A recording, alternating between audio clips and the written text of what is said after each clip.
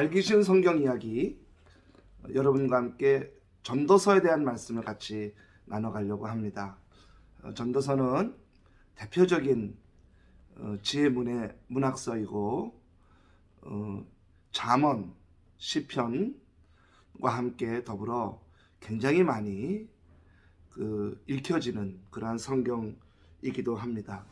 이 전도서를 준비하면서 제가 두 가지가 떠올랐는데요. 하나는 제가 옛날 시골에서 목회할 때 장례를 여러 번 치를 수 있는 기회가 있었습니다. 그때 한 분이 돌아가시기 직전에 며칠 전에 이제 저를 초청을 하고 목사님 예배를 드려달라고 가족들이 얘기해서 이제 가서 예배를 드린 적이 있는데, 그때 그분이 이제 말할 수 있었거든요. 그분이 하시는 말씀이, 목사님, 다 부질없는 일이었어요. 다 헛된 일이었습니다. 제가 좀 더 잘하고 살 걸, 제가 좀 더 교회를 좀 열심히 나갔을 걸 하는 후회가 너무 많습니다. 그러면서 그 연약한 손으로 제 손을 꼭 잡으시더라고요. 그리고 그분이 며칠 후에 돌아가셨습니다. 장례도 또 잘 치렀는데요. 그분이 매주일 교회를 안 나오고 한 달에 한 번, 또 두 달에 한 번 이렇게 교회를 나오시던 분이었는데, 마음은 착했는데, 그리고 그분이 또 이제 좀 이렇게 벌어놓은 게 좀 있으셨어요. 근데 그분이 마지막 저에게 예배를 초청하고 남긴 말이, 목사님, 다 부질없는 일이었다고, 제가 좀 더 교회를 열심히 갔어야 되는데 그걸 못한 게 너무 후회스럽다는 얘기가 이 전도서를 준비하는 중에 기억이 나게 하셨습니다. 또 하나는 우리가 너무도 잘 아는 헬렌 켈러라고 하는 사람에 대한 이야기가 떠올랐습니다. 헬렌 켈러는 삼중고를 겪던 장애를 가진 여인이었죠. 이 여인이 어느 날, 만약에 내가 3일간만 볼 수 있다면 이라고 하는 얘기를 하면서 한 이야기가 전해져 오고 있습니다. 3일간 내가 눈을 떠 볼 수 있다면, 첫 번째로 설리반 선생님을 나는 하나하나 볼 것이다. 나를 지금까지 이렇게 교육하고 내게 기쁨을 주었던 그 선생님의 얼굴을 만져보고 얼굴을 내가 익힐 것이다. 그리고 사랑하는 나의 가족들의 얼굴을 내가 볼 것이다. 두 번째 날에는 산가들에 나가 산가들의 변화를 볼 것이다. 그리고 해 뜨는 것을 보고 또 저녁의 노을을 볼 것이다. 이 세상을, 하나님이 창조하신 이 세상의 변화를 또 만드신 것을 보고 싶다. 세 번째 날이 되어서는 나는 시장에 나가 거리에서 사람들의 웃고 우는 변화되는 얼굴을 보고 싶다. 그리고 상점에 진열된 상품들, 또 거리의 네온 사인 등을 보고 싶다. 그리고 마지막 날 나는 하나님 앞에 감사하는 그러한 기도를 드리겠다. 이게 이제 설리반 선생님의 지도를 받은 헬렌 켈러의 내게 만일 3일간 볼 수 있는 기회가 주어진다면 이라는 것이죠. 아주 소소한 일상을 우리들은 늘 느려가고 있는 그것을 헬렌 켈러는 너무나 감사한 것으로 찾고 있는 내용이라 잔잔한 감동을 주는 내용이라고 생각이 돼서 또 이 말씀을 준비하는데 이 헬렌 켈러의 이야기가 떠올랐습니다. 전도서는 코헬렛이라고 하는 이름을 갖고 있습니다. 코헬렛이라는 뜻은 설교한다라는 뜻입니다.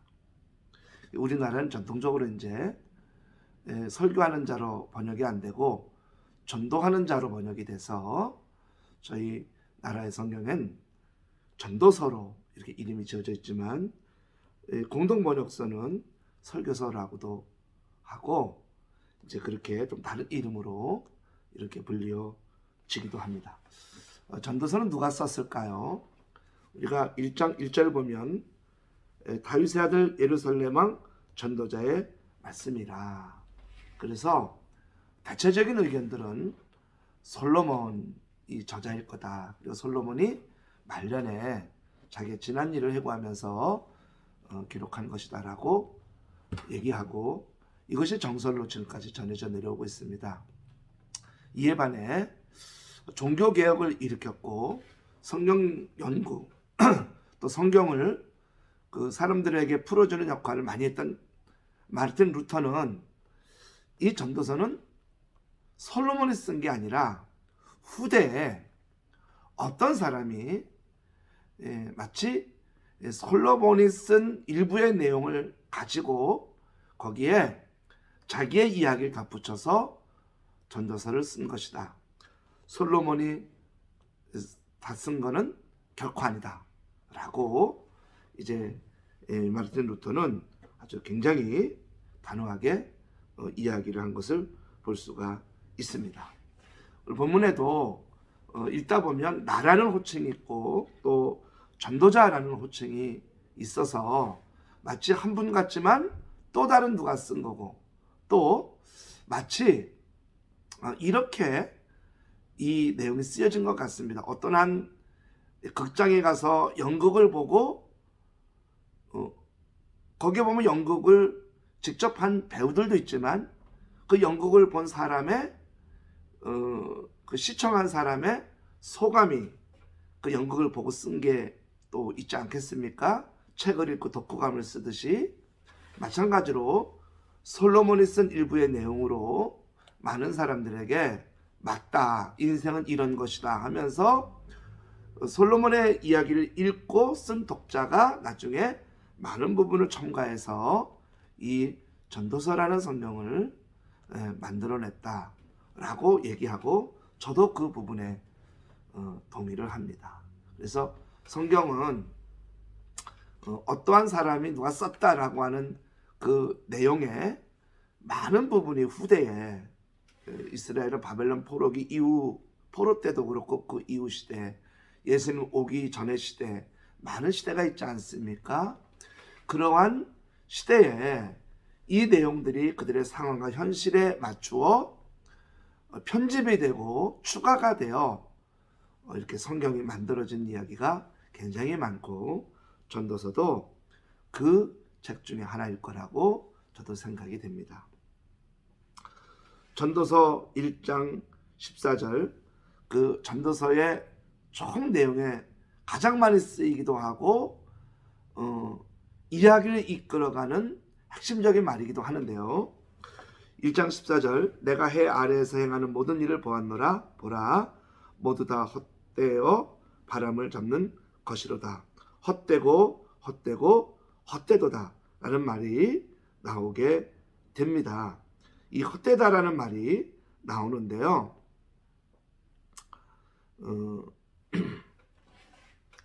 이 헛되다라는 이 말은 어떠한 뜻이냐면은 연기 같다라고 하는 뜻으로 해석이 될 수도 있습니다. 그래서 이제 헤벨이라고 하는 단어를 여긴 굉장히 많이 쓰는데요. 이 단어가 어떤 뜻이냐면 마치 연기 같다. 아무리 그걸 잡으려고 해도 잡혀지지가 않는 신기루 같은, 어떤 사람이 건강을, 어떤 사람이 큰 부자를, 어떤 사람이 큰 권력을 꿈꾸는데 다 그렇게 되지 않는다. 연기 같다. 또 막상 그것을 잡았어도 어느 순간 연기처럼 사라진다. 심지어 오늘 이 전도서의 말씀의 내용 중에 한 일부이기도 하지만 죽을 때가 되니까 다 그게 소용이 없는 거였더라 라는 것처럼 연기 같다라고 하는 의미로 이 전도서가 계속 이끌어 가게 됩니다. 여기에는 지혜도 헛되다 라고 합니다. 전도서 1장 16절, 내가 내 마음속으로 말하 이르기를 보라, 내가 크게 되고 지혜를 더 많이 얻었으므로 나보다 먼저 예루살렘에 있던 모든 사람들보다 낫다 하였나니 내 마음의 지혜와 지식을 많이 만나 보았음이로다. 17절, 내가 다시 지혜를 알고자 하며 미친 것들과 미련한 것들을 알고자 하여 마음을 썼으나 이것도 바람을 잡으려는 것인 줄을 깨달았도다. 전도서 1장 18절 말씀. 지혜가 많으면 번뇌도 많으니 지식을 더하는 자는 근심을 더하느니라. 결국 지혜도 나중에 보면 헛되다라고 하는 것으로 풀어가요. 지혜가 얼마나 특별하고 소중합니까? 근데 그런 모든 지혜와 지식이 나중에 보니까 더 근심만 되고 더 많이 아니까 그게 결국은 걱정이 되더라. 우리가 일한 것도 수고한 것도 헛되다라고 또 전도서는 펼쳐갑니다. 전도서 2장 17절. 이러므로 내가 사는 것을 미워하였나니 이는 해 아래서 하는 일이 내게 괴로우며 모두 다 헛되어 바람을 잡으려는 것이기 때문이로다. 내가 해 아래서 내가 한 모든 수고를 미워하였나니 이는 내 뒤를 이을 이에게 남겨주게 됩니다. 내가 수고한 모든 것들이 죽을 때가 되니까 내 것이 아니라는 거예요. 다 넘겨주고 나니까 헛되다. 이렇게 표현하고 있습니다. 쾌락도 헛되다. 전도서 2장 1절. 나는 내 마음에 이르기를 자 내가 시험 삼아 너를 즐겁게 하리니 너는 낙을 누리라 하였으나 보라 이것도 헛되도다.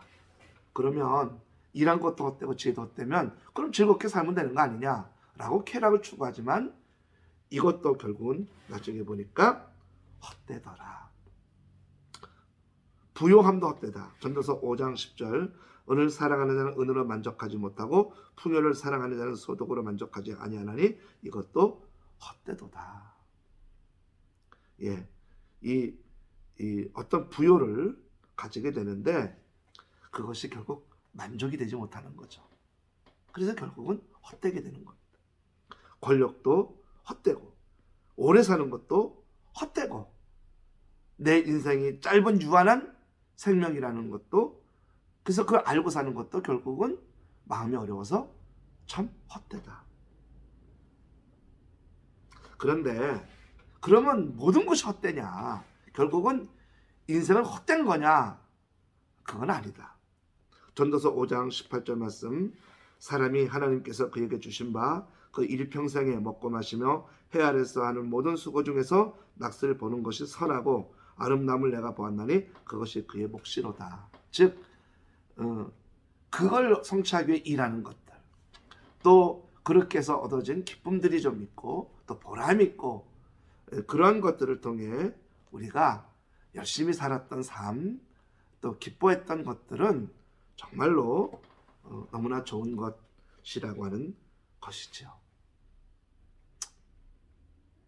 그리고 너희들은 이런 것들을 위해 살라라고 하면서 이제 말씀을 이어갑니다. 그러니까 젊을 때, 청년 때 열심히 살 때는 그것이 목표였어요. 근데 이 전도서를 처음 기록한 솔로몬과 또 이 솔로몬이 쓴 이것을 통해서 이 전도서를 만들어야지 라고 했던 후대 사람들도 역시 나이가 굉장히 많이 든 어떤 사람이었을 거예요. 그 사람들이 젊은 사람들에게 전해주면서 인생은 이렇게 헛되다. 헛된 것 투성이다. 그렇지만 헛되지 않은 삶이 있다 하면서 그 인생을 살아간 어떤 경험자가 젊은 사람들에게 전해주면서 이렇게 살라고 하는 하나의 샘플링을 또 전해주고 있습니다. 전도서 11장 전도서 12장 1절로 2절 말씀입니다. 너는 청년의 때에 너의 창조주를 기억하라. 곧 곤고한 날이 이르기 전에 나는 아무 낙이 없다고 할 해에 해들이 가까이 오기 전에 해와 빛과 달과 별들이 어둡기 전에 비 뒤에 구름이 다시 일어나기 전에 그리하라. 전도서 11장 9절 말씀이에요. 청년이여 내 어린 때를 즐거워하며 내 청년의 날들을 마음에 기뻐하여 마음에 원하는 길들과 내 눈이 보는 대로 행하라. 그러나 하나님이 이 모든 일로 말미암아 너를 심판하실 줄 알라. 즉 열심히 살고 행복하게 살라. 인생 어떠한 것을 얻기 위해서 막 고생하고 기쁨이 없는 삶을 살지 말라. 나중에 다 것이 부질이 없다 하면서 말씀하는 거예요. 근데 사실 이 말씀에 동의하기가 때로는 어려울 때도 있죠. 왜냐하면 여러분 어떤 것을 얻기 위해서 늘 기뻐할 수 있습니까? 정말 뭔가를 얻기 위해서는 그만큼 인내하고 참고 견뎌야 뭔가를 얻지 않습니까? 그런데 이제 관점의 차이라는 거죠. 그렇게 고생해서 큰 거를 얻고 났더니 나중에 죽을 때가 되니까 의미가 없더라는 거예요.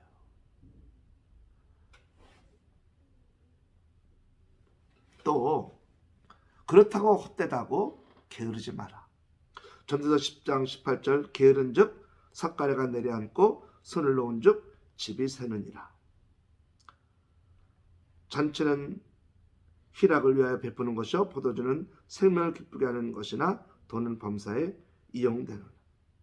심중에라도 왕을 저주하지 말며 침슬에서라도 부자를 저주하지 말라.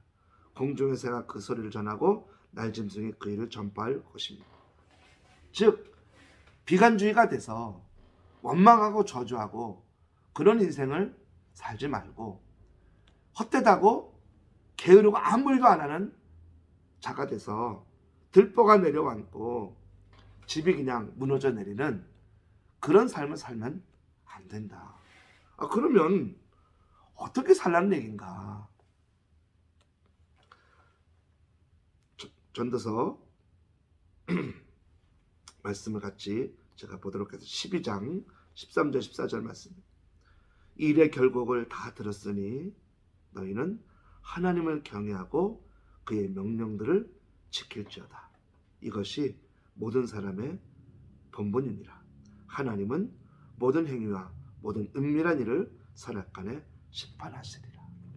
여태까지 앞에 부분은 뭐냐면 세상적인 관점과 시각과 삶인 거예요.